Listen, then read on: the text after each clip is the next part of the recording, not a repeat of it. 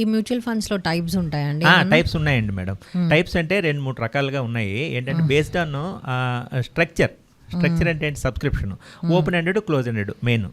Open ended ఏంటంటే these type of mutual funds will be open always. Open ended అంటే ఏంటంటే there is no entry date, there is no exit date. ఎప్పుడు కావాలంటే whenever we want, we can invest. Like purchase of shares. Shares market లాగా. These will be traded on the stock exchanges. BSE, NSE లో trade అవుతుంటాయి. Okay, ఇవి stock exchange మాదిరే use చేసుకోవచ్చు. ఎప్పుడైనా entry ఉంటది, ఎప్పుడైనా ఎగ్జిట్ అవుతుంది. Okay, like other shares also we can purchase, we can buy, we can sell also. Okay, instant money వస్తాయండి? ఇన్స్టెంట్ మనీ వచ్చేస్తుందండి. ఈవెన్ T+1 యాక్చువల్గా ఇప్పుడు సెటిల్మెంట్ డేటు సపోజ్ ఈ రోజు ట్రాన్సాక్షన్ అయింది, tomorrow we will get our funds back. Okay, 24 hours లోపలే. 24 hours T+1 settlement.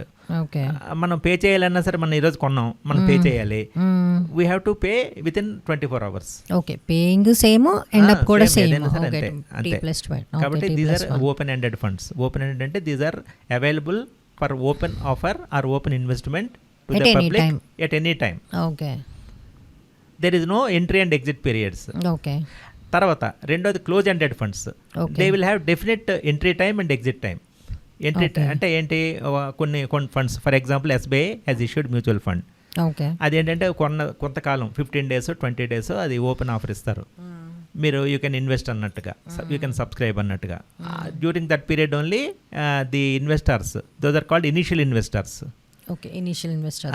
ఆ తర్వాత అవి కూడా ఇప్పుడు మెయిన్ ఇంపార్టెంట్ ఏంటంటే ఈ mutual funds it should not be locked. There should be some way out, exit option ఉండాలి. So they have provided liquidity on close-ended schemes also. These close-ended schemes also are traded on the stock exchanges.